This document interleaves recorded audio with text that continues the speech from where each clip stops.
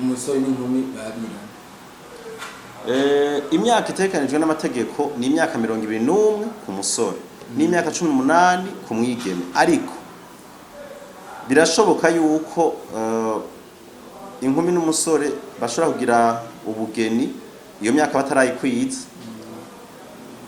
mu gihe hari imvo zibituma zikomeye. Izo mvo rero kenshi wanagomba ni kuba umwigeme yibungenza, ariko naho nyine bisaba yuko aba kwija imyaka 16. Rero kugira ngo umwigeme afise imyaka 16 akora ubugeni, bibanza kwemezwa na buramatari w'intara hamwe n'abavyeyi b'uyo mwigeme. No kuvuga yuko naho buramatari yovyemeza, abavyeyi b'umwigeme batavyemeje, ntibikunda yuko abo bana bagira ubugeni badakwije iyo myaka. Ariko ubundi mu gihe umusore afise imyaka 21 inkumi kagira imyaka 18, nta kibuza, nta rundi ruhusha babanza gusaba abavyeyi canke buramatari. Mbega abagize ubukwe badakwije iyo myaka yo kugira ngo umuntu yitwe ko akuze, baguma bafata nk'abana bamaze kwabira? Oya, murumva ubundi hariho cyane cyane nk'ibijanye no gukora ivy'amasezerano, aba amategeko yemerera yuko bashobora kugira amasezerano bakiserukira mu bintu byose bijanye n'ubuzima bwa misi yose n'abantu bamaze kwiza imyaka 21. Ariko murumva yuko umuntu afite imyaka 16 atoca abanza kuja gusaba abavyeyi ngo nimuze munserukire yaramaze kuba kugwiyiwe. Ari naco gituma ingingo y'amajana 354 yo mu gitabo kigenga abantu n'imiryango itekanya yuko abamaze kugira ubugeni baca amateka aca bafata nk'abakuze. Iyo ngingo iravuga ngo kwabirana guca gukuza ubutagisubirwamwo umwana atari bwashikane imyaka yo kwishira ngo yizane. Bisigura yuko abagize ubugeni birashobora gushika umusore akaba yarafise imyaka 20, umwigeme akaba afise imyaka 16, bigasabwa yuko abavyeyi bemeza yuko bagira ubukwe hamwe na buramatari akavyemeza.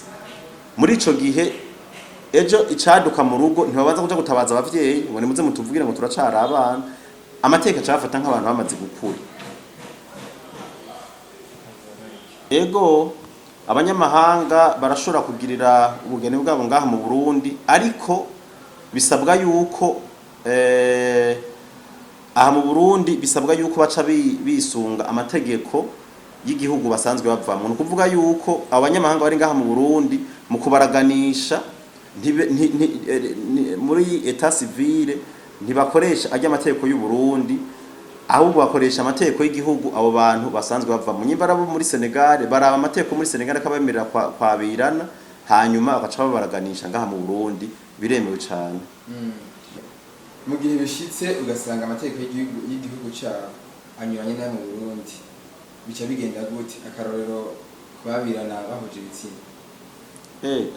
Mu gihe rero amategeko y'igihugu baba bavamwo anyuranye n'ayo Burundi n'imico n'imigenzo y'u Burundi, ico gihe ntibikunda yuko baraganishwa ngaha mu Burundi. Akarorero murazi yuko abahuje ibitsina ngaha mu Burundi kizira yuko babana, amategeko ntabemera. Wanagomba n'amategeko mpanavyaha arabahana iyo barinze babimenya ngaha mu Burundi. Ingingo y'amajana 590 mu gitabo c'amategeko mpanavyaha irahanisha umunyororo uva ku mezi 3 gushika ku myaka 2 abo bose babanye bahuje ibitsina. Bisigura yuko akarorero nk'ubu unye abantu bakeneye kubana ari umugabo n'umugabo canke umugore n'umugore ngaha mu Burundi ntibikunda, ntibabaraganisha. Maitre David, mbega kudatanga inkwano k'umusore birashobora gutuma ubugeni buhagarika? Oya, ingingo ya 93 yo mu gitabo kigenga abantu n'imiryango iratomora neza yuko mu gihe umusore atatanze inkwano bidahagarika ubugeni bwabo. Wanagomba no mu bisabwa kugira ngo bakore ubugeni, ico kintu icemeza yuko umusore yatanze inkwano ntaco basaba muri etat civile, nibaza yuko muramaze kubibona. Ico nta munsi numwe no mu mpapuro basaba ntaco babaza. Bisigura yuko kudatanga inkwano ataco bibuza kugira ngo ubugeni bubandanye. Hamaze imisi havugwa abantu bakana hari ubudasa budasanzwe ku myaka, ugasanga umwe arakuze cyane kurusha uwundi. Hari ico amategeko abivuga kuri ico? Oya ntaco amategeko abivuga ko nibwo mu twatangwa tuvuga mu gihe umusore akwije imyaka 21 uwo bagira bubakane akafise imyaka 18 canke agira n'imyaka 50 nta kibuza batabirana. Ivyo onye murabona ko donc hari n'igihe maze iminsi hari igihe nakunda kubibona ku mbuga ngurukana bumenyi ugasanga abantu bariko barakritika bavuga ngo umuhungu ni mutonya kuri uyu mumama umengo ni mama wiwe birya mu mategeko biremewe mu gihe umusore amaze gushikana imyaka 21 nta kibuza batabana. Ni nko mu gihe usanga umuntu w'umugabo afise imyaka dufate nka 50 umwigeme afise imyaka 18 barabaraganisha neza nta kibazo kirimo. Mbega amategeko aratanga uburenganzira bwo kwanka kuraganisha abageni kubera umwe agendana umugera wa sida?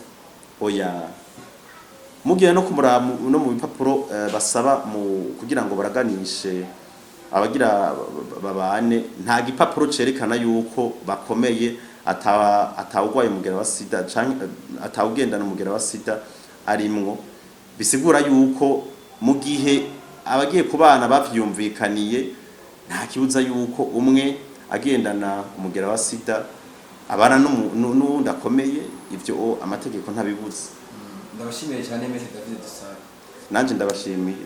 Bakozi bacu mwako mukurikirana ibiganiro vya FTV, tubashimire kuntu mubandanya mudukurikirana, nkaba nibutsa yuko utagira share canke utagira subscribe yoca abikora vuba kugira ngo azaronka amakuru mashasha y'ibiganiro vyacu vya FTV.